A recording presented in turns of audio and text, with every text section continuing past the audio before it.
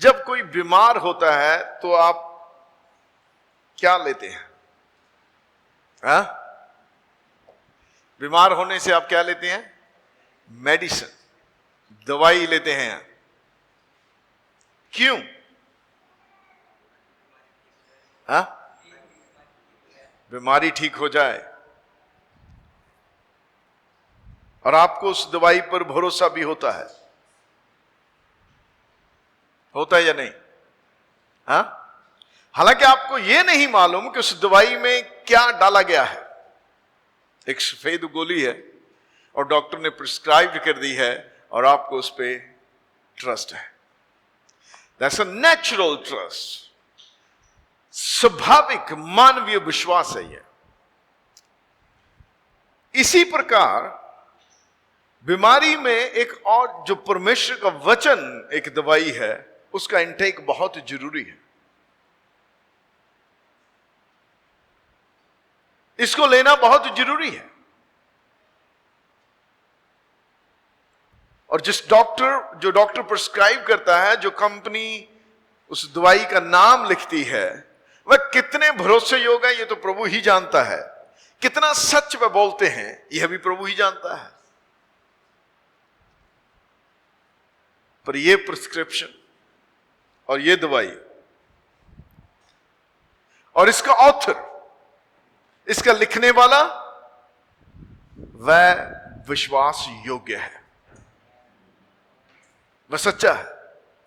आमीन। वह सच्चा है। यह अगर लिखा गया, इसमें जो लिखा गया वह असफल होने वाला नहीं है। आमीन। So I am going to talk about today, मैं आज बात करना चाहता हूं चंगाई के विषय में, और हम कैसे ईश्वरीय चंगाई में चल सकते हैं। दैट्स ऑल राइट, यह हमारा अधिकार है परमेश्वर की संतान होने के नाते। मेरे साथ निकाल गया मत्ती 15 अध्याय, फिर हम और बात करेंगे। 15 की 21 आयत। यीशु वहां से निकलकर सूर और सैदा के प्रदेश को चला गया। उस प्रदेश से एक कनानी स्त्री निकली और चिल्लाकर कहने लगी, हे प्रभु, दाऊद की संतान, मुझ पर दया कर, मेरी बेटी को दुष्ट आत्मा बहुत सता रहा है। पर उसने उससे कुछ उत्तर ना दिया। तब उसके चेलों ने उसके पास आकर कहा, विनती की, इसे विदा कर, क्योंकि यह हमारे पीछे चिल्लाती हुई आ रही है। उसने उत्तर दिया, इस्राएल के घराने की खोई हुई भेड़ों को छोड़ मैं किसी के पास नहीं भेजा गया।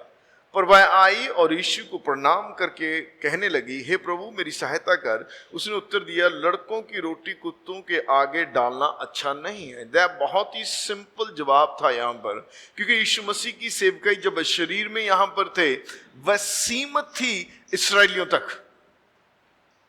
इसराइलियों से बाहर सीमित नहीं थी उनकी सेवकाई। आपको मालूम है, उसने कहा एक समय के, मेरी और भी भेड़ें हैं जिनको इस बाड़े में लाना जरूरी है, ऐसे झुंड में। इसलिए इस औरत को उसने कहा कि बच्चों की रोटी कुत्तों के आगे नहीं डाली जा सकती, क्योंकि मेरी सीमा यही है। मैं इन्हीं को चंगा करने आया हूं, क्योंकि वही व्यवस्था समझते थे। तो आप एक बात यहां पर, चलो ये औरत उसके बाद चंगी हो गई। उसने कहा बच्चों की रोटी। आज परमेश्वर के राज्य में उसके बच्चे कौन है? आप और मैं उसकी संतान है। जिन्होंने नया जन्म पाया वह उसकी संतान है। बाइबल में लिखा है, जिन्होंने उस पर विश्वास किया उसने उन्हें संतान होने का अधिकार दिया। फिर पहला यूहन्ना 4:4 में लिखा है, हे बालको, तुम परमेश्वर के हो, you are born of God. फिर रोमियो उसका 8 अध्याय 16 आयत में लिखा है कि परमेश्वर का आत्मा आप ही हमारी आत्मा में गवाही देता है कि हम परमेश्वर की संतान हैं। आमीन। हम परमेश्वर की संतान हैं।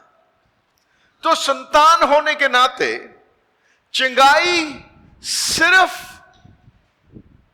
प्रिविलेज ही नहीं है, अनुग्रह ही नहीं है, पर चंगाई हमारा अधिकार है। हालेलुया।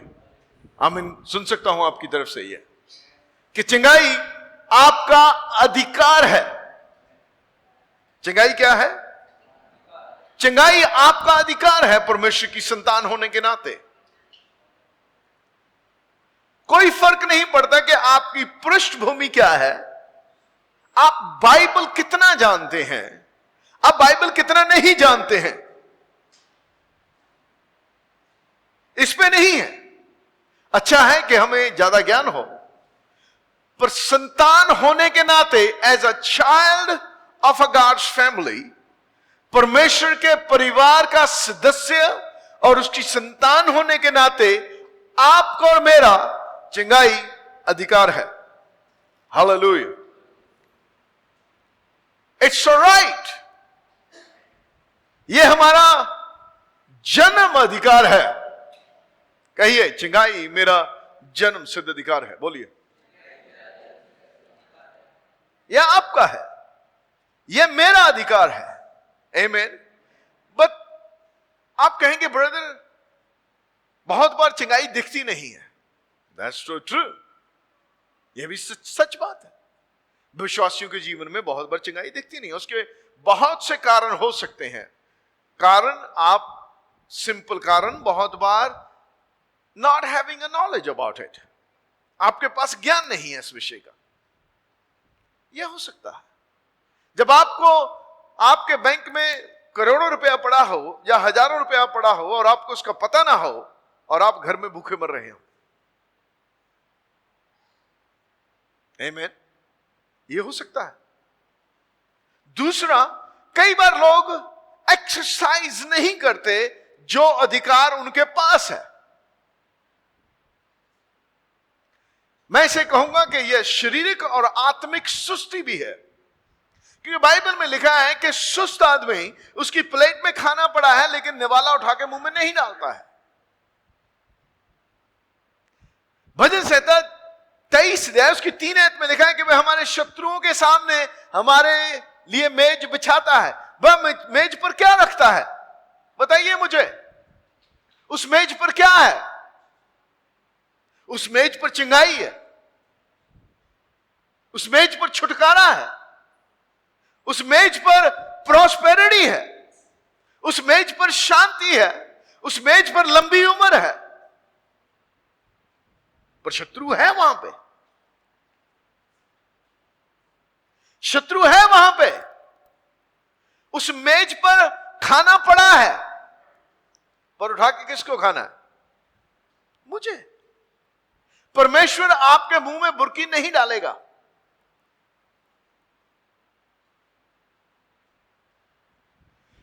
तो आत्मिक सुस्तपन भी चिंगा ना रहने का कारण हो सकता है। आत्मिक सुस्तपन, जब लोग आत्मिक रूप से सुस्त हो जाते हैं, आसान ऑप्शन ढूंढते हैं, वह काम करना नहीं चाहते उस पर, वह इनटेक लेना नहीं चाहते, मेडिसिन लेना नहीं चाहते। यह सिंपल बात है कि आपको डॉक्टर ने, आप एक बढ़िया बेस्ट डॉक्टर जिसका रिकॉर्ड 100% सही है, जिसके पास सब मरीज जाने से अच्छे हो जाते हैं, जो भी दवाई वो प्रिस्क्राइब करता है वह काम करती है, और आपने वो दवाई भी खरीद ली, और वो डॉक्टर बहुत महंगा है, आपने बहुत सा पैसा लगाया है, आपने बहुत सी महंगी दवाई खरीदी है, और आपने घर में लाके दवाई रख ली है।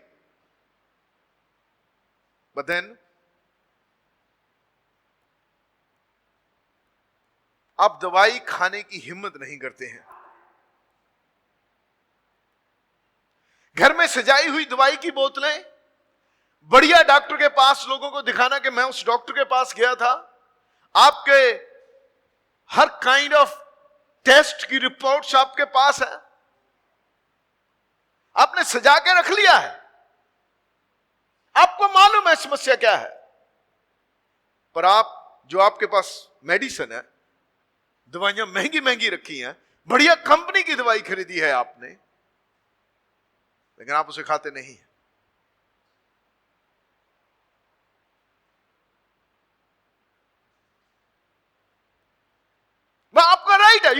For it.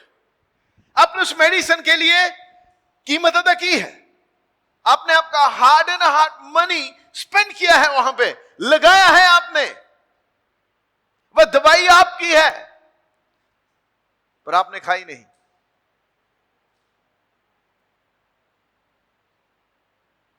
परमेश्वर का वचन, जो चंगाई यीशु मसीह ने हमारे लिए उपलब्ध कराई है, वह आपका और मेरा अधिकार है। क्या है वो? उस अधिकार का इस्तेमाल करना आपके और मेरे हाथ में है। उसने कहा, जाओ तुम बीमारों पर हाथ रखो, विश्वास करने वालों में यह चिन्ह होंगे कि वह बीमारों पर हाथ रखेंगे, बीमार चंगे हो जाएंगे। What about you? आप दूसरों पे हाथ रखेंगे, दूसरे चंगे हो जाएंगे। आपके विषय में क्या है? आपके और मेरे विषय में क्या है? आमीन। मत्ती 10 अध्याय निकालिए मेरे साथ 1 मिनट के लिए। Thank you Lord Jesus. कहिए, प्रभु यीशु तेरा धन्यवाद, प्रभु यीशु तेरा धन्यवाद।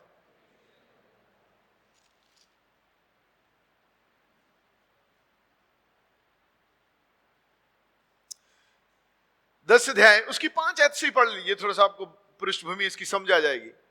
यहां पे लिखा है, इन 12 को यीशु ने आज्ञा देकर भेजा, अन्य जातियों की ओर ना जाना और सामरियों के किसी नगर में प्रवेश ना करना। आपको मालूम है, मैंने पहले भी कहा, जैसे हमने शुरू से पढ़ा, कि गवाही जो यीशु मसीह का जो सेवकाई थी वह सीमित थी, और उसके चेलों की सेवकाई जब तक यीशु मसीह धरती पर था, उसके मारे जाने, गाड़े जाने और जी उठने के तक सीमित थी, इस्राएल तक।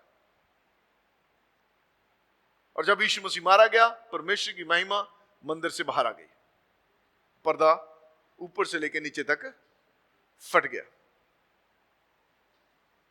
इसलिए उसने कहा कि इजराइल की खोई हुई भेड़ों के पास, अन्य जातियों के पास ना जाना। और 6 आयत, परंतु इस्राएल के घराने की खोई हुई भेड़ों के पास जाना और चलते चलते यह प्रचार करो, क्या? स्वर्ग का राज्य निकट आ गया है। क्या आ गया है? स्वर्ग का राज्य क्या है? What is in the kingdom of heaven? स्वर्ग के राज्य में क्या है? हमने गाना गाया, धर्मीपन, शांति, आत्मा में आनंद। यह परमेश्वर का राज्य है, पर इतने ही सीमित नहीं है। स्वर्ग का राज्य है क्या? जिस राज्य के आप और मैं नागरिक हैं, उस राज्य में क्या है? वह राज्य क्या प्रदान करता है? उस राज्य की सुविधाएं क्या हैं? वह राज्य कैसे ऑपरेट करता है? You need to know. परमेश्वर ने कहा, मेरे लोग मेरे ज्ञान के बिना नाश होते हैं। मेरी प्रजा, God's people, उसकी प्रजा उसके ज्ञान के बिना नाश होती है। आगे देखिए, स्वर्ग का राज्य निकट आ गया है। क्या प्रचार करो? स्वर्ग का राज्य निकट आ गया। उसके चिन्ह क्या है स्वर्ग के राज्य के निकट आने के? बीमारों को चंगा करो। सबसे पहली बात, God knows that very well. परमेश्वर इसको बहुत अच्छी रीति से जानता है कि लोगों को चंगाई की जरूरत है। People need healing on the earth. आप ही और मैं लोग बीमार नहीं होते, पर संसार में बीमारी आरंभ से है आदम के गिरने के बाद, और इसकी जरूरत कंटिन्यू है, लगातार है। और परमेश्वर को इस बात का कंसर्न है। मेडिकल एक बड़ा बिजनेस है। लोग डॉक्टर बनने के लिए बहुत मेहनत करते हैं, डॉक्टर का टेस्ट क्रैश करने के लिए, एमबीबीएस में एडमिशन लेने के लिए, राइट? बहुत पैसा खर्च करते हैं मां बाप, दिन रात कर देते हैं। जिस दिन वो स्कूल जाना शुरू करता है, उसी दिन उसके दिमाग से डालने लगते हैं उसमें। फिर एडमिशन लेने के लिए 30, 40 लाख, 50 लाख, मुझे नहीं मालूम, शायद ज्यादा भी पैसा देते हैं लोग, पर मैं कुछ केस में जानता हूं 25-30 लाख सिर्फ एडमिशन लेने के लिए। क्यों मालूम है आपको? क्योंकि एक बड़ा बिजनेस है। संसार इस बात को जानता है कि चंगाई हर एक की जरूरत है। अगर संसार जानता है तो परमेश्वर भी जानता है। और सबसे पहली बात उसने यही कही कि जाते जाते यह प्रचार करो कि परमेश्वर का राज्य निकट आ गया है और बीमारों को चंगा करो। इट्स अ फ्री, मुफ्त में है चंगाई परमेश्वर की ओर से। पर दुख की बात यह है कि हम मसीही इस मुफ्त की चंगाई का कई बार आनंद नहीं ले पाते।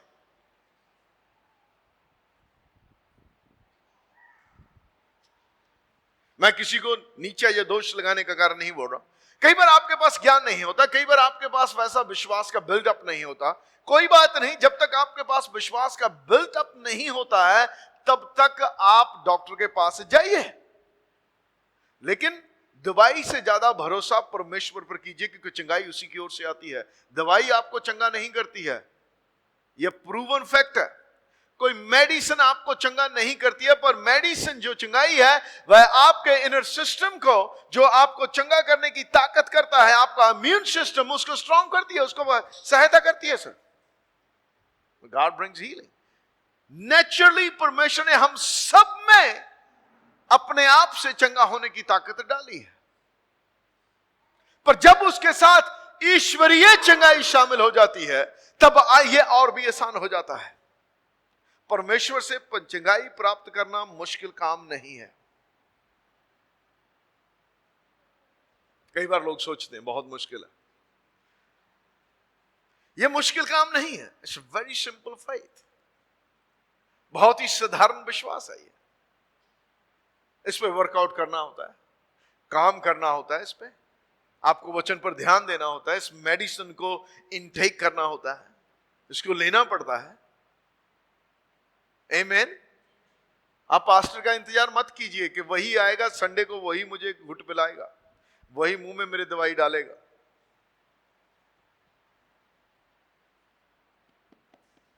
ये आपके पास उपलब्ध है। परमेश्वर आपके पास उपलब्ध है। आमीन। उसने कहा स्वर्ग का राज्य निकट आ गया है, बीमारों को चंगा करो और मरे हुओं को जिलाओ, कोड़ियों को शुद्ध करो, दुष्ट आत्माओं को निकालो। तुमने सेंतमेंट पाया, सेंतमेंट दो। Healing is free. Hallelujah, hallelujah. संसार में कुछ भी फ्री नहीं मिलता है। डॉक्टर सिर्फ आपको काउंसलिंग या सलाह देने के 500 से 700 रुपया लेता है आपकी नब्ज पकड़ने के। पर यह सिर्फ सलाह देने की नहीं, बल्कि आपको चंगा करने के भी फ्री है। पता क्यों? क्योंकि यीशु ने इसकी कीमत अदा की है आपके लिए। हालेलुया। 2000 साल पहले the healing is paid and bought and paid for. खरीद ली गई है और कीमत अदा कर दी गई है इसकी।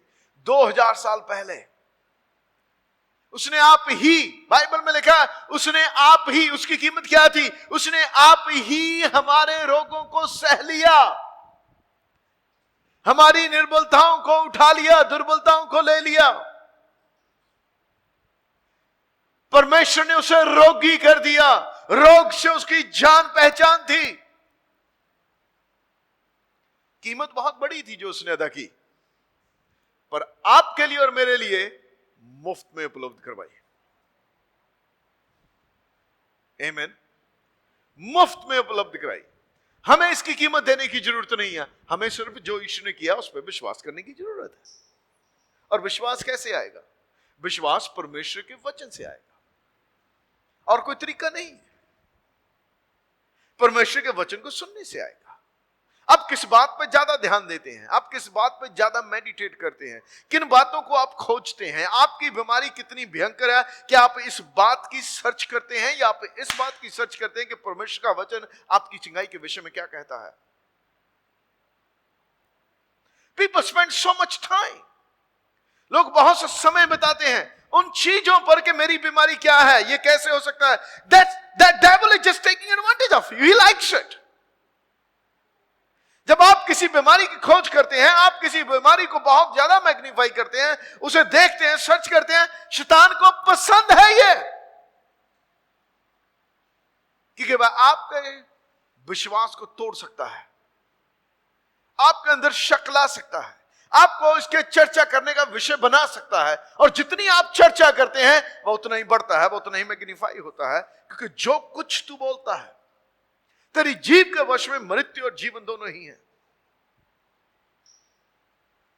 चिंगाई आपका भाग है, चिंगाई आपका और मेरी मरास का हिस्सा है.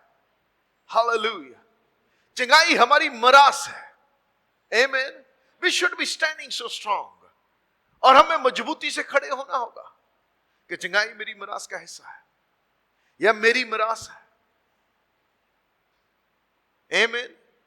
आमीन. आमीन. और हमें चिंगाई की जरूरत है. परमेश्वर से जानता है. उसे मत बताइए कि प्रभु मुझे चिंगाई की जरूरत है. वह पहले आपके कहने से पहले जानता है कि आपको चिंगाई की जरूरत है. पर आंखें हमारी कहां पे लगी, यह महत्वपूर्ण है. आमीन. हमें अपनी आंखें परमेश्वर के वचन पर लगानी है. और मैं कुछ स्क्रिप्चर आपके लिए पढ़ना चाहता हूं चिंगाई के विषय में, ताकि आप उस बातों पर थोड़ा मेडिटेट करें. गलतियों का 3रा अध्याय प्लीज. गलतियों की पत्री उसका 3रा अध्याय.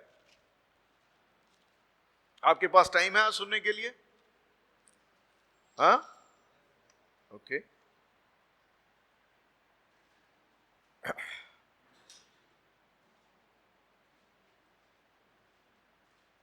तीन आयतें पढ़ना मेरे साथ. मसीह ने जो हम 13 और 14 और 29 है, मसीह ने जो हमारे लिए शापित बना, हमें मोल लेकर व्यवस्था के शाप से छुड़ाया, क्योंकि लिखा है जो कोई काठ पर लटकाया जाता है वह शापित है.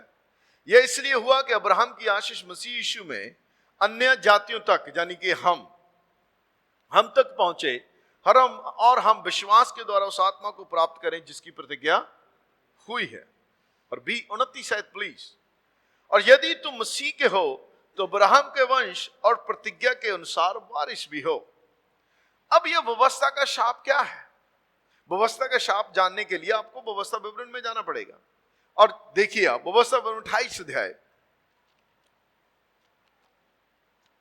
चलिए मेरे साथ व्यवस्था विवरण उसका 28वां अध्याय.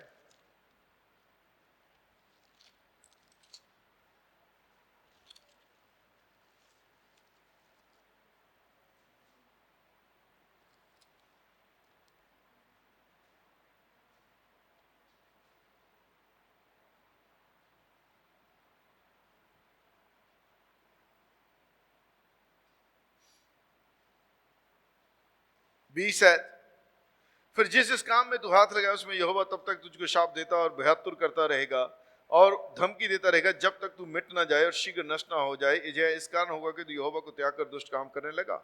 और यहोवा ऐसा करेगा कि मरी तुझ में फैल कर उस समय तक लगी रहेगी जब तक जिस भूमि में के अधिकारी होने के लिए तू जा रहा है उस पर तेरा अंत ना हो जाए. 22 है. यह व्यवस्था का शाप है. यदि तू आज्ञा ना माने तो उसके विषय में लिखा है कि यहोवा तुझको क्षय रोग से और जबर से, यानी कि बुखार, दाह और बड़ी जलन से और तलवार और झुलस और गिरोही से मारेगा. यह उस समय तक तेरे पीछे किया रहेगा जब तक तेरा सत्यानाश ना हो जाए. 60 है. 28 की 60. और वह मिस्र के उन सब रोगों को फिर से तेरे ऊपर लगा देगा जिससे तू भय खाता, और वह तुझ में लगे रहेंगे. और जितने रोग आदि दंड इस व्यवस्था की पुस्तक में नहीं लिखे उन सबों को भी यहोवा तुझको यहां तक लगा देगा कि तेरा सत्यानाश हो जाए. तो आप देखते हैं ये व्यवस्था जो बीमारी है वो व्यवस्था का शाप है. वह रोग जो इस किताब में नहीं लिखे वह भी, कोई भी चीज पर परमेश्वर का धन्यवाद हो मसीह यीशु के लिए. आमीन. 13 में गलतियों 3:13 में लिखा है मसीह ने जो हमारे लिए शापित बना हमें मोल लेकर व्यवस्था के शाप से छुड़ा लिया। ये जो मैंने अभी पढ़ा, या आप उसकी पूरी सूची पढ़ेंगे तो आपको पूरी बीमारी को वहां पे जिक्र मिलेगा। बाइबल में लिखा उस शाप से मसीह ने हमें छुड़ा लिया है, व्यवस्था के शाप से। आप इन रोगों के अधीन नहीं है जो मैंने पढ़े हैं। आमीन। मसीह ने हमें मोल लेकर व्यवस्था के शाप से छुड़ा लिया है, यानी कि हर बीमारी से छुड़ा लिया है।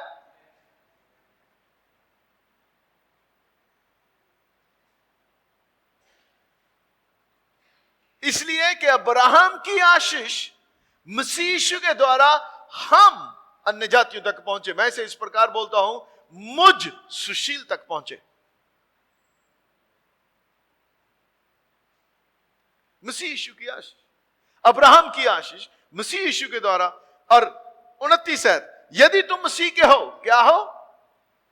मसीह के। किसके? आप कितने मसीह के हैं यहां पे? सभी। यदि तुम मसीह के हो तो अब्राहम का वंश क्या हो? अब्राहम का वंश और प्रतिज्ञा के अनुसार वारिस भी। तो आप अब्राहम के साथ जो प्रतिज्ञा हुई उसके वारिस हैं हम। उसके साथ कौन सी प्रतिज्ञा हुई? उत्पत्ति 15 अध्याय उसकी 15 है। उत्पत्ति 15 की 15 प्लीज। 15 की 15 में लिखा है, तू तो अपने पितरों में कुशल से मिल जाएगा और तुझे पूरे बुढ़ापे में मिट्टी दी जाएगी। हालेलुया। तू तो कुशल से, इसका मतलब तू शांति से अपने बुजुर्गों के मिट्टी चला जाएगा, मर जाएगा, मतलब शांति से, कोई बीमारी के बिना। और कितने बुढ़ापे में? पूरे बुढ़ापे में। अगर यह प्रतिज्ञा उसके साथ थी तो उसके मिरास हमारे साथ भी है, तो यह प्रतिज्ञा आपके लिए भी है। उसमें लिखा था कि हम अब्राहम की आशीषों के बारे से हो जाए। यदि तुम मसीह के हो तो प्रतिज्ञा के अनुसार, तो अब्राहम का वंश और प्रतिज्ञा के अनुसार वारिस भी। हम मसीह के हैं, अब्राहम का वंश है। अगर यह प्रतिज्ञा अब्राहम के लिए तो हमारे लिए भी है।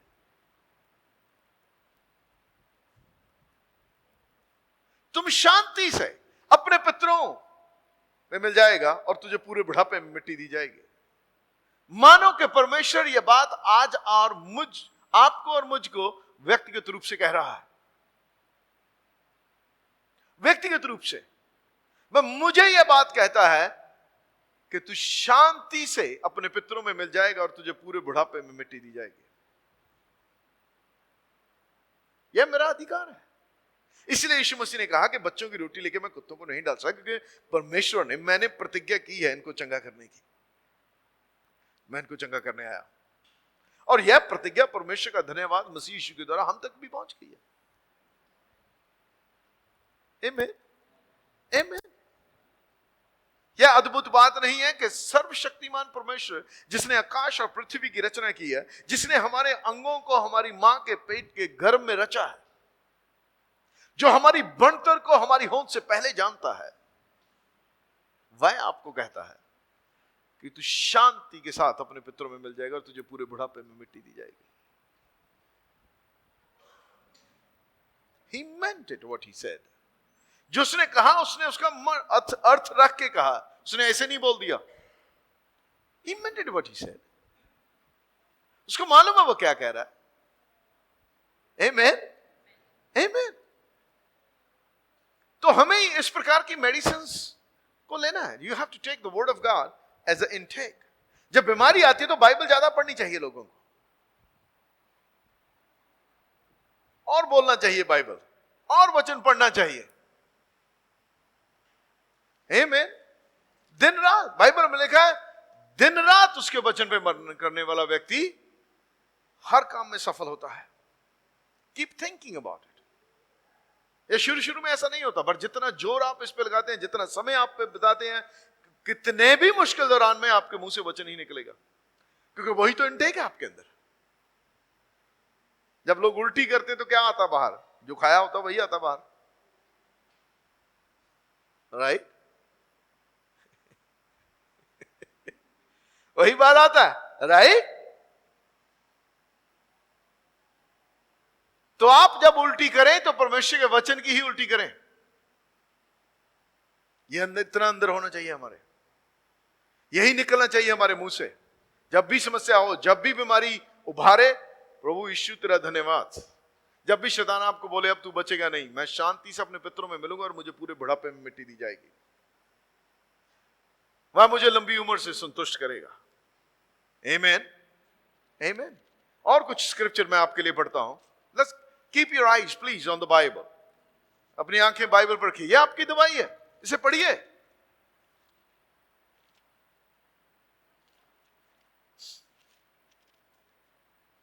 निर्गमन उसका 15 अध्याय 26 है। मैं जानता हूं आप में से कुछ लोग नैतों को जानते हैं, उसका ऐसा मैं तो जानता हूं। पढ़िए इसे द्वारा। यदि तू अपने परमेश्वर यहोवा का वचन तन मन से सुने और जो उसकी दृष्टि में ठीक है वही करे और उसकी आज्ञा पर कान लगाए और उसकी सब विधियों को माने, तो जितने रोग मैंने मिस्रियों पर भेजे हैं उनमें से एक भी तुझ पर ना भेजूंगा, क्योंकि मैं, परमेश्वर कहता है, मैं तुम्हारा चंगा करने वाला परमेश्वर हूं। क्या आप विश्वास करते हैं कि वह आपका चंगा करने वाला परमेश्वर है? मैं तुम्हारा चंगा करने वाला परमेश्वर है। Does he lie? क्या वह झूठ बोल रहा? अगर कहता है I am the Lord that heals you, then he is, तो वो चंगा करने वाला है। आमीन। इसी किताब का 23वां अध्याय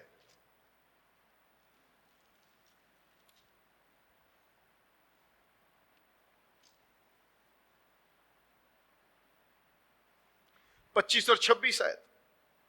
तू अपने परमेश्वर यहोवा की उपासना करना। क्या करना? आप में से कितने उसकी उपासना करते हैं? हम सब उसकी आराधना करते हैं। आप उसके पीछे चलते हैं, आप उसकी सेवा करते हैं, आप किसी मूर्ति पूजा को नहीं करते। आमीन।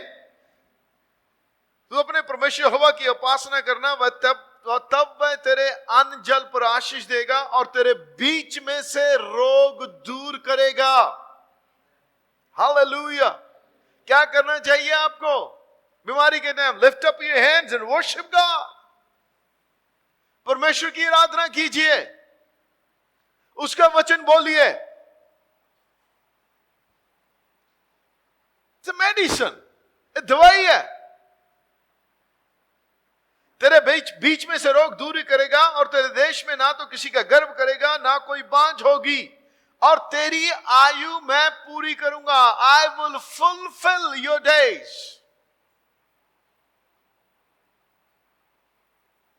कौन दे सकता है ये प्रॉमिस आपको?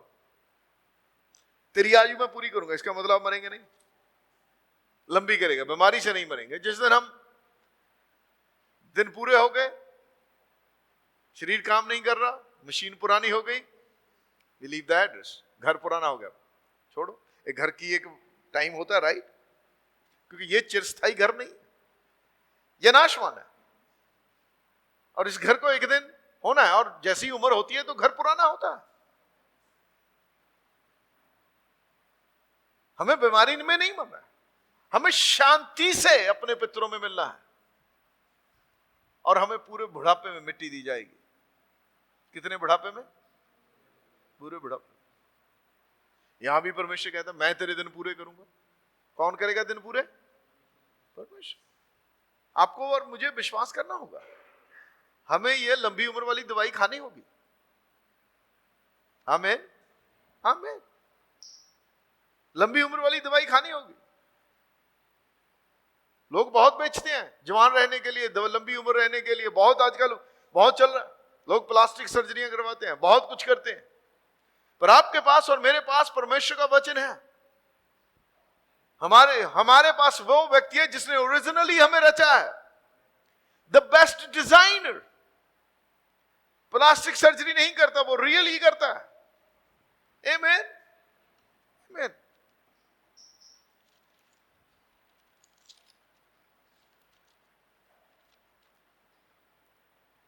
वो वास्तव विवरण 7 अध्याय।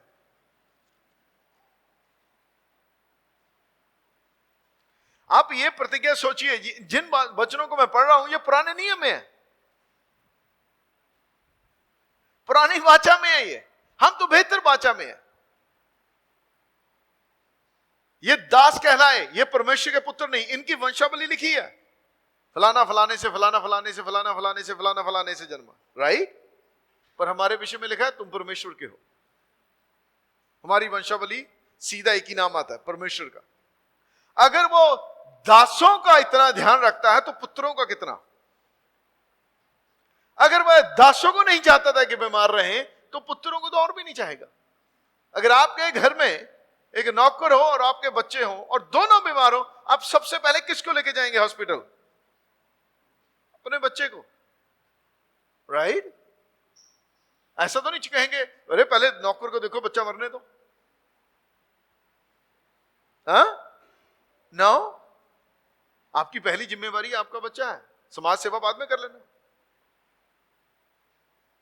कई लोग घर छोड़ के बाहर की सेवा करते हैं।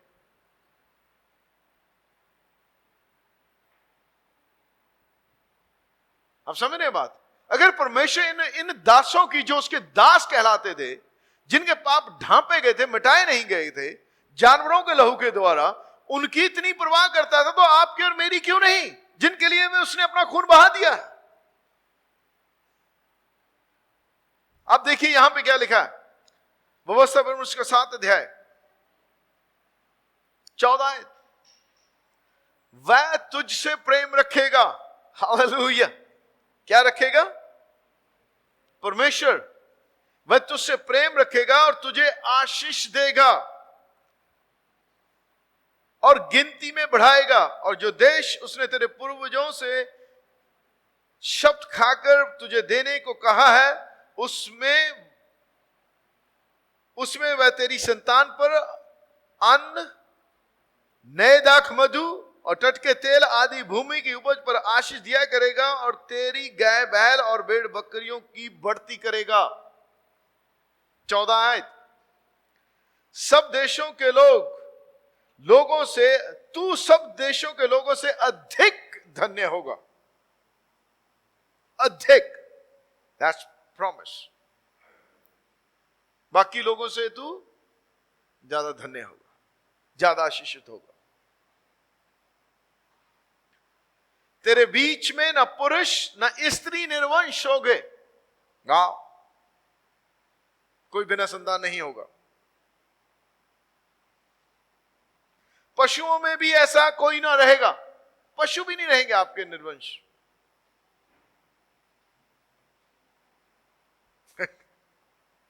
और यहोवा तुझसे सब प्रकार के रोग दूर करेगा। कितने प्रकार के? सब प्रकार के, सब प्रकार के रोग दूर करेगा।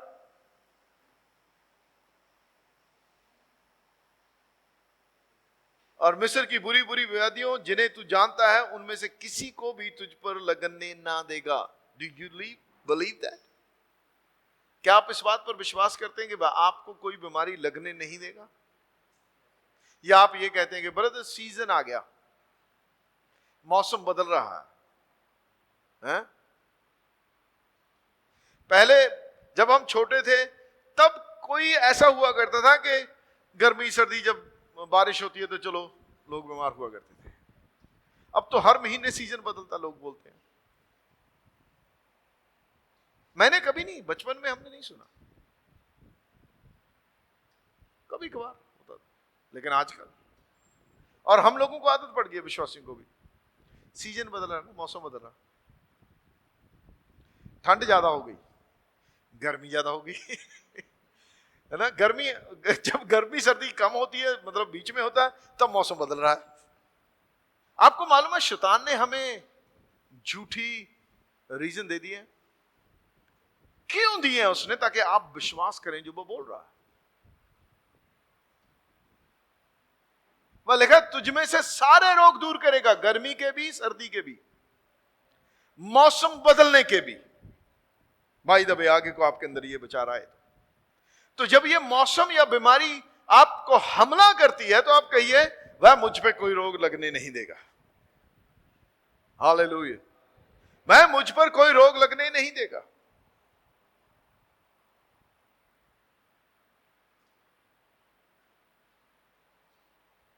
भजन संहिता उसका 91 अध्याय आपको मालूम है जब शैतान हवा के पास आया तो उसको नहीं मालूम था कि परमेश्वर ने कुछ फल खाने के लिए मना किया या नहीं किया। उसको कुछ मालूम नहीं था। ये आदम और हवा के बीच और परमेश्वर के बीच की बात थी। उसने हवा से आके पूछा, क्या परमेश्वर ने कोई भी फल खाने से मना किया? He knows, वह जानता है कि धोखा कैसे दिया जाता है। और हवा कई बार मैं रात बोल रहा था, औरतों को कई बार बात को थोड़ा सा डिटेल में जाने की आदत होती है, और ये अच्छी आदत नहीं थी हवा की। वो शैतान के साथ वार्तालाप में एंगेज हो गई। कहती नहीं नहीं, सारे तो नहीं एक किया। तुझे उत्तर बताने की क्या जरूरत है? तुझे उत्तर देने की क्या जरूरत है? हर बात का उत्तर देना जरूरी नहीं है। नहीं, कई लोगों को होता है कि हर बात में बोलना, उन्हें हर बात को उन्हें लगता है कि बोलना ही चाहिए।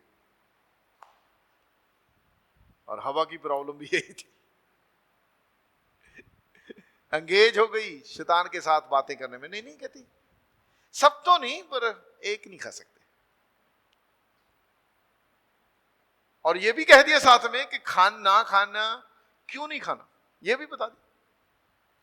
उसने एक बात पूछ ली, अगली उसने अपने आप ही बता दी।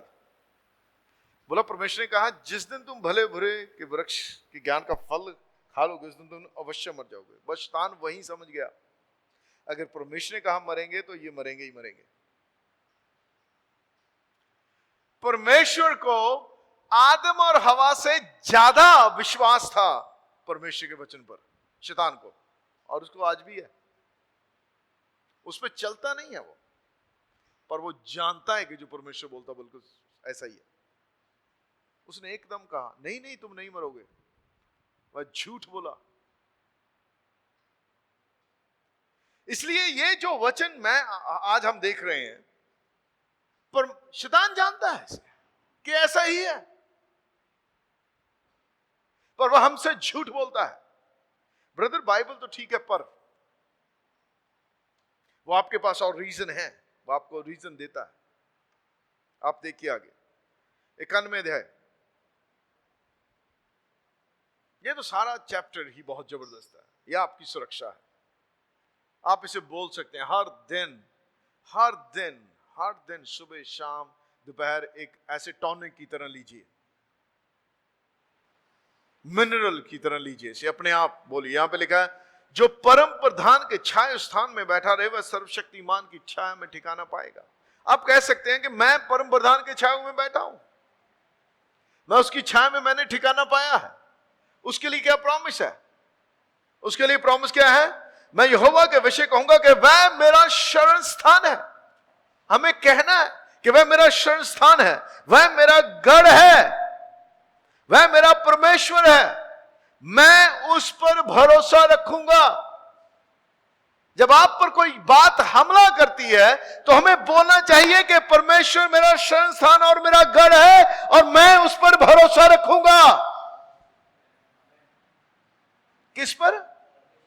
परमेश्वर पर भरोसा रखूंगा, क्योंकि वह तो मुझे, यहां पे लिखा है तुझे, पर आप इसे अपने आप को संबोधित करके बोल सकते हैं कि वह तो मुझे बहेलिए के जाल से और महामारी से बचाएगा।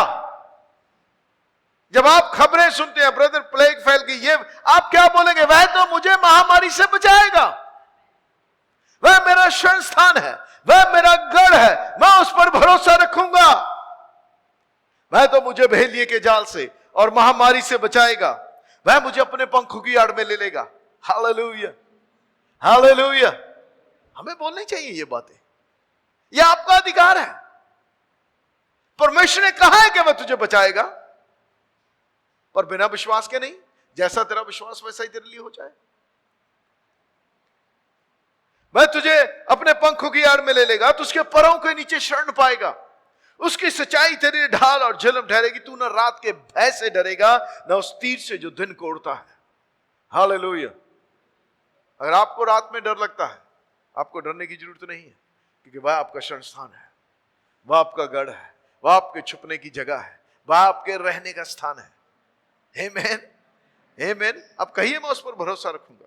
तू न रात के भय से डरेगा, न उस तीर से जो दिन को उड़ता है। ना उस मरी से जो अंधेरे में फैलती है, ना उस महारोग से जो दिन दोपहरी में उजाड़ता है। दोपहर की बीमारी से भी आपको कुछ नहीं होगा।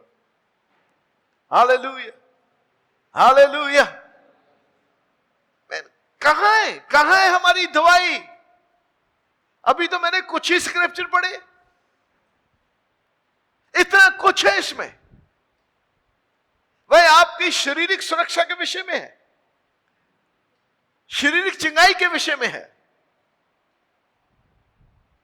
तेरे निकट 1000 और तेरी दहनी और 10,000 करेंगे। इसका मतलब लोग बीमार हो जाएंगे, बीमारियां आएंगी, लोग मरेंगे आपके पास, आपके निकट, आपके दाहिनी और 10,000 मर जाएंगे।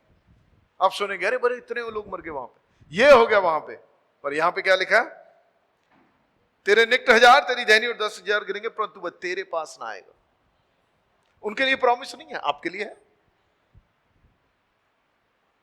आमीन। आप अपने बच्चों के लिए भी प्रतिज्ञा कर सकते, बिलीव कर सकते हैं कि इनके पास नहीं आएगा। ना ना ना ना ना, मेरे बच्चों के पास नहीं आएगा। मेरे बच्चे भजन संहिता 91 के अधीन, उस शरण में है। मेरा घर भजन संहिता 91 की शरण में है।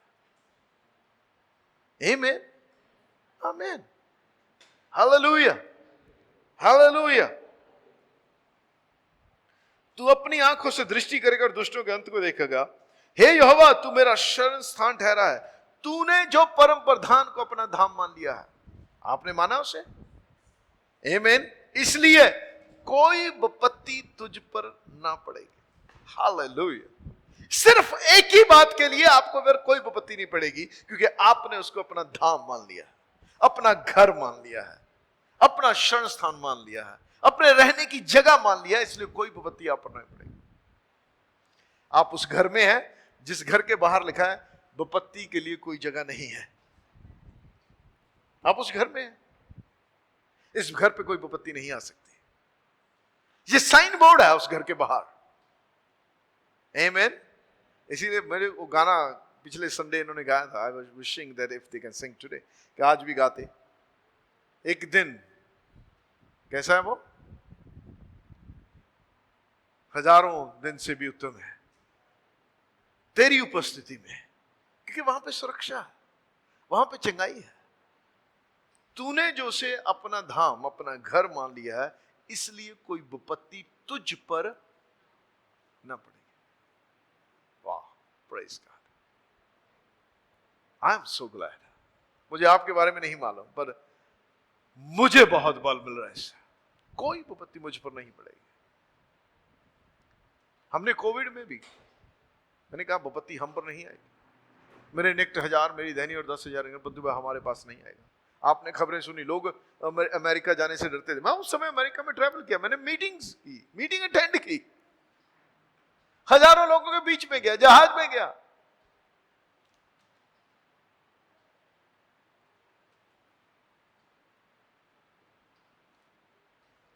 क्योंकि मैंने इस वचन पर विश्वास किया कि कोई विपत्ति मुझ पर नहीं आएगी। Hallelujah. We have a life of God in us. हम में परमेश्वर का जीवन है, और वो जीवन हर बीमारी से ज्यादा ताकतवर है। आप में है वो जीवन, आप में है। मसीह जो महिमा की आशा है आपके अंदर रहता है, और जो आप में है वो उससे बड़ा है जो संसार में है। यीशु मसीह किसी भी बीमारी से ज्यादा ताकतवर है। Hallelujah, hallelujah. कोई विपत्ति तुझ पर ना पड़ेगी, ना कोई दुख तेरे डेरे के निकट आएगा। Glory to God. परमेश्वर को महिमा मिले, कोई दुख तेरे डेरे के। Hallelujah, thank you Lord. ये अच्छा टेस्ट नहीं है आपके मुंह में? कोई दुख मेरे डेरे के निकट नहीं आएगा। और ये सर्वशक्तिमान परमेश्वर कहता है,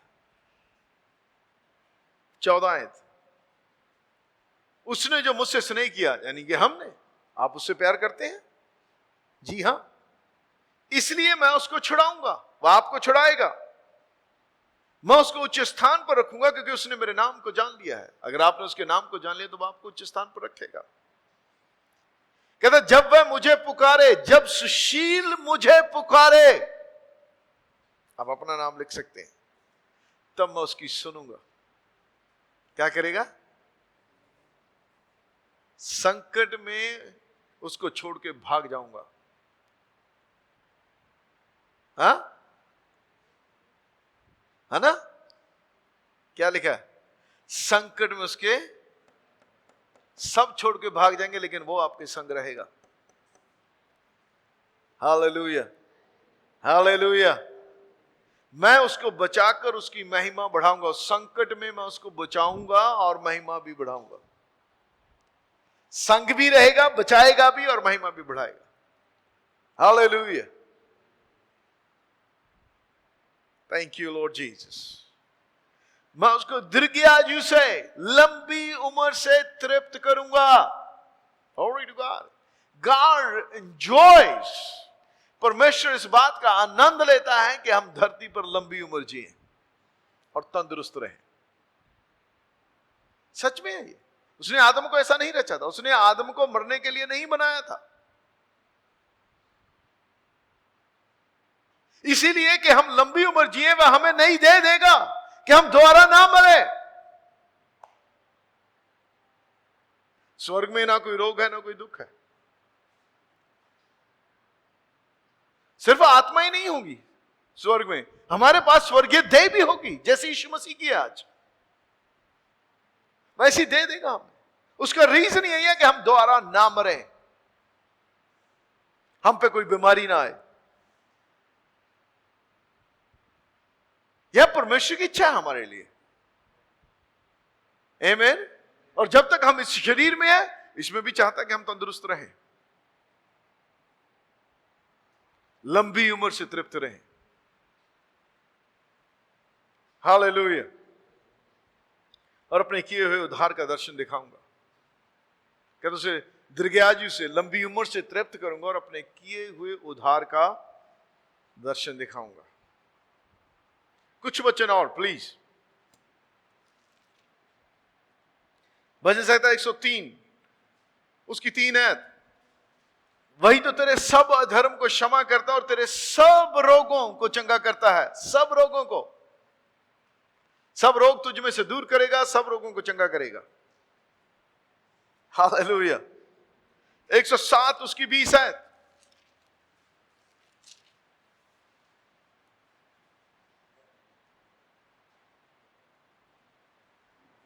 7 अध्याय 107 उसकी 20। वह अपने वचन के द्वारा उनको चंगा करता है। किसके द्वारा? यह वचन जो मैं बोल रहा हूं, जो वचन आप सुन रहे हैं, जो वचन आप पढ़ते हैं, यह आपको और मुझे चंगा करता है। वह अपने वचन के द्वारा उनको चंगा करता है और जिस गड्ढे में पड़े हैं उससे निकालता है। So the word of God heels. परमेश्वर का वचन चंगा करता है, इसलिए इसे इनटेक करना बहुत जरूरी है, इसे अंदर लेना बहुत जरूरी है, क्योंकि यह चंगाई प्रदान करता है, यह चंगाई लेकर आता है। नीति वचन 4 अध्याय उसकी 20, 21 और 22 आयत। हे मेरे पुत्र, मेरे वचन ध्यान धर के सुन और अपना कान मेरी बातों पर लगा और इन्हें अपनी आंखों की ओर ना होने दे, वरना अपने हृदय में धारण कर, क्योंकि जिनको वह प्राप्त होते हैं उनके जीवित रहने का और सारे शरीर के चंगे रहने का कारण होते हैं। क्या? परमेश्वर का वचन। एक ट्रांसलेशन में लिखा है it's a medicine to their flesh. उनकी देह के लिए औषधि है, दवाई है। परमेश्वर का वचन दवाई है। So start taking this medicine. फिर भी आप चंगे नहीं होते, कीप टेकिंग इट। आप पहले ही दिन अगर दवाई लेते चंगे हो जाते हैं? हाँ? आपको डॉक्टर कम से कम 7 दिन की दवाई देता है, दिन में 3 बार। पहली मेडिसिन ली आपने, चंगे नहीं हुए, फिर क्या करते हैं आप? डॉक्टर के पास फिर भागते हैं। डॉक्टर कहता है पहले कोर्स पूरा कर लो। हम एक बार बाइबल पढ़ के, एक बार प्रार्थना करके, विश्वास करके चंगा तो हुआ नहीं जी। Now keep it taking it. इसके लगातार लेते रहिए। इस दवाई का कोई रिएक्शन नहीं है। जब आपको बीमारी भी नहीं है तब भी लेते रहिए इसे। जिस दिन बीमारी अटैक करे उसे दुगना तिगना कर दीजिए। इसे लेते रहिए। ये औषधि है, दवाई है ये।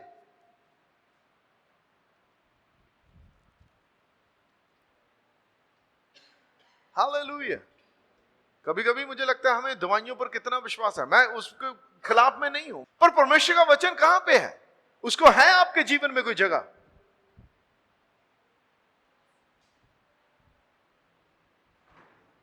कितना ध्यान देना चाहिए हमें इस पे।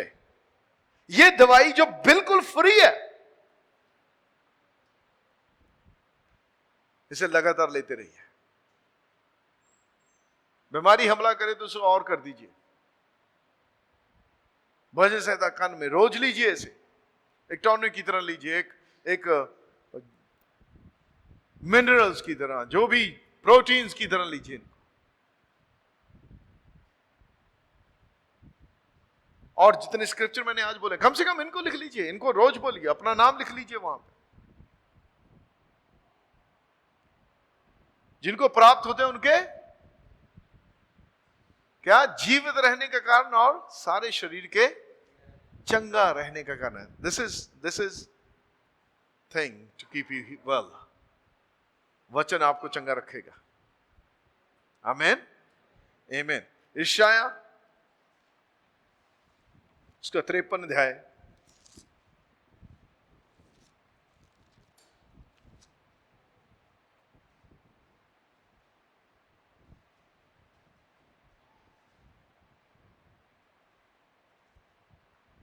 चार आयत। निश्चय उसने हमारे रोगों को सह लिया। किसने? किसके रोगों को? हाँ, हमारे रोगों को। उसमें हम कौन है? मैं। निश्चय, श्योरली उसने हमारे रोगों को सह लिया और हमारे ही दुखों को उठा लिया। तो भी हमने उसे परमेश्वर का मारा कूटा और दुर्दशा में पड़ा हुआ समझा, परंतु वह हमारे ही अपराधों के कारण घायल किया गया, वह हमारे धर्म के कामों के कारण कुचला गया। हमारी शांति के लिए उस पर ताड़ना पड़ी कि उसके कोड़े खाने से तुम लोग चंगे और हम लोग चंगे हो जाएं। उसके कोड़े खाने से कौन चंगे हो जाएं? हम कौन है? हम, पड़ोसी नहीं, हम। आप लोग चंगे हो जाएं। आमेन। उसने मार इसलिए खाई कि हम चंगे। पर ये मेडिसिन हमें डेली लेनी चाहिए। Underline these things, take this scripture every day. हर दिन इन वचनों को बोलिए, हर दिन इन वचनों को बोलिए, हर दिन इन वचनों पर मनन कीजिए, हर दिन इन वचनों को पढ़िए आप।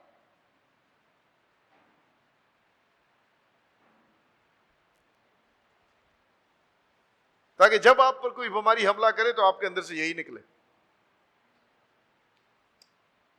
एक रूटीन की तरह लीजिए, जैसे रोटी खाते हैं वैसे खाइए इसे।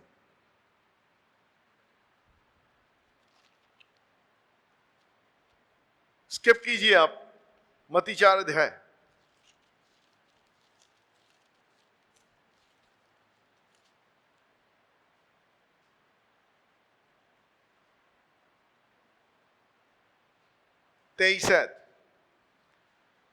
यीशु सारे गलील में फिरता हुआ उनके आराधनालयों में उपदेश करता और राज्य का सुसमाचार प्रचार करता और लोगों की हर प्रकार की बीमारियों और दुर्बलताओं को दूर करता रहा। हर प्रकार की बीमारी और दुर्बलता को दूर करता रहा। हर प्रकार की बीमारी।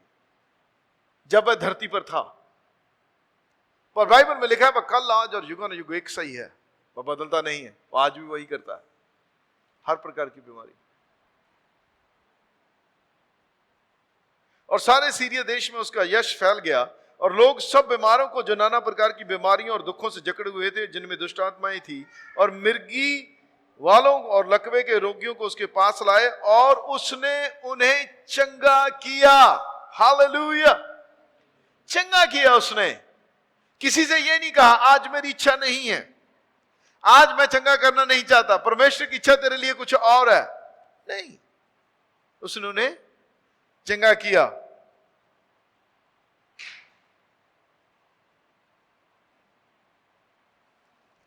8 अध्याय मत्ती।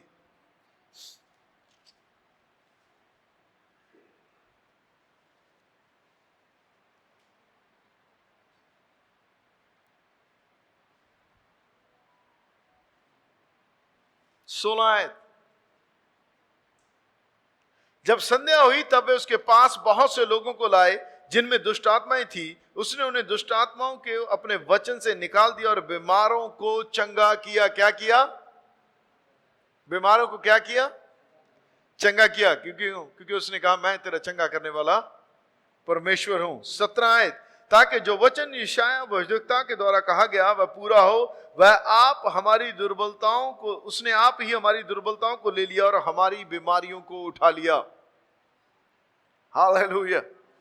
आप ही, उसने हमारी दुर्बलताओं को ले लिया और हमारी बीमारियों को उठा लिया। प्रेरितों के काम 10 अध्याय उसकी 38 आयत। बहुत से स्क्रिप्चर हैं जिन्हें मैं पढ़ना चाहता हूं, पर टाइम बहुत हो गया, पर यह काफी है आज के लिए, जिंदगी भर के लिए नहीं। इसलिए प्लीज इनको नोट कर लिए, और इस मैसेज को आप जाके सुन भी सकते हैं। ये बेहतर रहेगा आप वचनों को सुने बार बार। 10 की 38 में लिखा है, परमेश्वर ने किस रीति से यीशु नासरी को पवित्र आत्मा और सामर्थ्य से अभिषेक किया, वह भलाई करता और सबको जो शैतान के सताए हुए थे अच्छा करता फिरा, क्योंकि परमेश्वर उसके साथ था। परमेश्वर उसके साथ क्या कर रहा था? लोगों को चंगा कर रहा था। जितने शैतान के सताए हुए थे, बीमारियां शैतान की ओर से, यीशु मसीह सबको जो उसके रास्ते में मिला, जो उसको जिसको जरूरत थी, जो उसके पास आया, उनको चंगा करता फिरा। आज भी वही काम है। आमीन। अगर उनको किया तो आपको भी है। हालेलुया। पहला पत्रस उसका 2 अध्याय उसकी 24 आयत।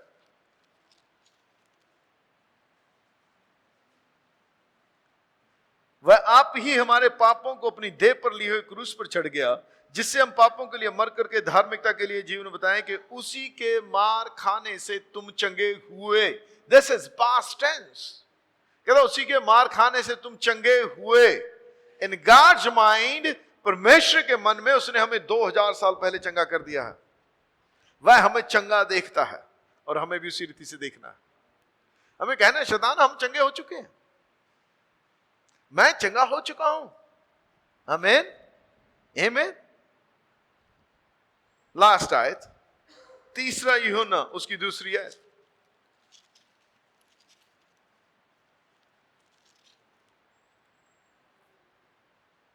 हे प्रिय, मेरी यह प्रार्थना है कि जैसे तू आत्मिक उन्नति कर रहा है, वैसे ही सब बातों में उन्नति करे और भला चंगा रहे। परमेश्वर, पवित्र आत्मा, यीशु मसीह, तीनों यूहन्ना के द्वारा इस बात को उभार रहे हैं और अपनी इच्छा को हम पर प्रकट कर रहे हैं कि हे प्रिय, जैसे तू आत्मिक उन्नति करता है, सब बातों में उन्नति करे और भला चंगा भी रहे। आप आत्मिक उन्नति भी करो और आप आर्थिक उन्नति भी करो और चंगे भले भी रहो। हालेलुया। यह है परमेश्वर का राज्य। आमीन। यह है परमेश्वर का राज्य। क्योंकि अय्यूब तंदुरुस्त भी था, अमीर भी था और आत्मिक भी था। आमीन, आमीन। आप आत्मिक होने के साथ साथ आर्थिक उन्नति भी कर सकते हैं और तंदुरुस्त भी रह सकते हैं। आमीन, आमीन। आइए अपनी आंखें बंद करें। मैं चाहता हूं आप उन वचनों पर, कुछ वचन जो आपको बोलेंगे उन पर मनन कीजिए और बात कीजिए प्रभु के साथ। पिता, हम यीशु के नाम से धन्यवाद करते हैं तेरे वचन के लिए। तेरा वचन सामर्थी है, तेरा वचन हमें चंगा करता है। मैं तेरा धन्यवाद करता हूं कि तूने अपना वचन भेजकर मैं तेरे वचन के लिए धन्यवाद करता हूं कि तेरे कोड़े खाने से प्रभु यीशु मसीह हम चंगे किए गए हैं। तूने कहा कि प्रभु जी के तू शांति से अपने पितरों में मिल जाएगा और तुझे पूरे बुढ़ापे में मिट्टी दी जाएगी। तूने कहा कि मैं संकट में तेरे संग रहूंगा और छुड़ाकर तेरी महिमा बढ़ाऊंगा। तूने कहा मैं तुझे दीर्घायु से तृप्त करूंगा और अपने किए उद्धार का दर्शन दिखाऊंगा। तूने कहा तेरे निकट 1000 तेरी धैनी और 10,000 गिरेंगे, परंतु वह तेरे पास ना आएगा। तू अपनी आंखों से दृष्टि करेगा और दुष्टों के अंत को देखेगा। तूने कहा कोई विपत्ति तुझ पर ना पड़ेगी, ना कोई दुख तेरे डेरे के निकट आएगा। तेरा वचन ऐसा कहता है कि निश्चय तूने हमारे रोगों को सह लिया और हमारे दुखों को उठा लिया। तो भी हमने तुझे परमेश्वर का मारा कूटा और दुर्दशा में पड़ा हुआ समझा, परंतु तू हमारी अपराधों के कारण घायल किया गया, हमारी शांति के लिए तुझ पर ताड़ना पड़ी कि तेरे कोड़े खाने से हम चंगे हुए। मैं तेरा धन्यवाद करता हूं प्रभु जी कि तूने आप ही हमारी निर्बलताओं को ले लिया और हमारे दुखों को उठा लिया और तेरे ही कोड़े खाने से हम चंगे हुए। धन्यवाद करता हूँ प्रभु कि तेरी इच्छा है कि जैसे मैं आत्मिक उन्नति करता हूँ, सब बातों में उन्नति करूँ और भला चंगा रहूँ। तेरे नाम को धन्यवाद देता हूँ। धन्यवाद धन्यवाद धन्यवाद। पिता, मेरी ये प्रार्थना है, तेरे वचन के सुनने वाले लोग जो यहाँ पर बैठे हैं, जो ऑनलाइन सुनते हैं, तेरी चंगाई उनके वचन उनके जीवन में कार्य करे, क्योंकि तेरे वचन में लिखा है तो अपना वचन भेज कर उन्हें चंगा करता है। तेरा वचन तेरे लोगों को चंगा करे प्रभु। मैं तेरा धन्यवाद करता हूँ, तू हमें सब रोगों से चंगा करता है। धन्यवाद पिता, तेरी चंगाई के लिए, तेरे वचन के लिए, तेरे पवित्र आत्मा के लिए तेरा शुक्र है। जितने लोग यहाँ पर हैं, मैं विश्वास करता हूँ चंगाई इनके जीवन में लगातार कार्य करेगी, क्योंकि चंगाई हमारा परमेश्वर की संतान होने के नाते अधिकार है। हम धन्यवाद करते उस अधिकार के लिए प्रभु जी। धन्यवाद धन्यवाद धन्यवाद धन्यवाद। अपने हाथ उठाइए और कहिए, प्रभु तेरा धन्यवाद इस चंगाई के प्रबंध के लिए। धन्यवाद धन्यवाद धन्यवाद धन्यवाद प्रभु जी, तेरे वचन के लिए। तेरे वचन के द्वारा मुझे चंगाई मिलती है, तेरे वचन के द्वारा तूने मेरी चंगाई का प्रबंध किया है। मैं तेरा धन्यवाद करता हूँ मुझसे आज बातें करने के लिए। धन्यवाद तेरे वचन के लिए। ओ धन्यवाद धन्यवाद, तूने अपना वचन भेज कर मुझे चंगा किया है। मैं तेरा धन्यवाद करता हूँ प्रभु जी। मैं पूरी तरह तंदुरुस्त हूँ, मेरा हृदय तंदुरुस्त है, मेरा किडनियां तंदुरुस्त है प्रभु जी, मेरे फेफड़े तंदुरुस्त है। मैं तेरा धन्यवाद करता हूँ, मेरे इंटेस्टाइन्स तंदुरुस्त है प्रभु जी, मेरा इम्यून सिस्टम स्ट्रांग है प्रभु, मेरा लहू तंदुरुस्त है। ओ मेरे लहू का प्रेशर तंदुरुस्त है प्रभु जी, ठीक है, हालेलुया। मेरे डायबिटीज नॉर्मल है प्रभु। मैं आपका धन्यवाद करता हूँ। धन्यवाद, मेरी हड्डियों के जोड़ तूने तंदुरुस्त करता है, मेरी हड्डियों को तू मोटा करता है। मैं तेरा धन्यवाद करता हूँ, तू मेरी हड्डियों को, एक भी हड्डी को टूटने नहीं देता, तू मुझे चंगा करता है। मैं तेरा धन्यवाद करता हूँ। धन्यवाद धन्यवाद धन्यवाद धन्यवाद धन्यवाद करता हूँ प्रभु जी। तेरा धन्यवाद तेरी भलाइयों के लिए, तेरा धन्यवाद तेरी भलाइयों के लिए, तेरा धन्यवाद तेरी भलाइयों के लिए, धन्यवाद चंगाई के लिए। धन्यवाद धन्यवाद धन्यवाद धन्यवाद धन्यवाद धन्यवाद। Thank you Lord for healing me. Thank you Lord प्रभु, तू मुझे चंगा करने के लिए तेरा धन्यवाद। मुझे चंगा करने के लिए तेरा धन्यवाद। मुझे चंगा कर, मेरे सिर से लेके पांव के तलवों तक मुझे पूरी रीति से, मेरे अंदरूनी अंगों को, मेरे बाहरी अंगों को चंगा करने के लिए। मेरी आंखों को प्रभु जो देखती हैं वह धुंधली ना होगी, जो मेरे कान सुनते हैं वह धुंधले ना पड़ेंगे, वह पूरी रीति से साफ साफ देख सुनेंगे। ओ मेरी जीभ जो बोलती है वह थुथलाएगी नहीं, बल्कि साफ साफ बोलेगी। मैं तेरा धन्यवाद करता हूं, मैं तेरा धन्यवाद करता हूं। हालेलुया। हाल मेरा हाजमा तंदुरुस्त रहेगा प्रभु जी। मैं तेरा धन्यवाद, तूने मेरे सारे रोगों से तू मुझे चंगा करता है। Hallelujah. Thank you Lord Jesus, thank you father. पिता हम धन्यवाद करते हैं, धन्यवाद धन्यवाद तेरी चंगाई के लिए। धन्यवाद प्रभु यीशु के नाम से मांगते हैं, आमीन आमीन। हालेलुया। परमेश्वर आपको आशीष दे, तंदुरुस्त रखे। आमीन।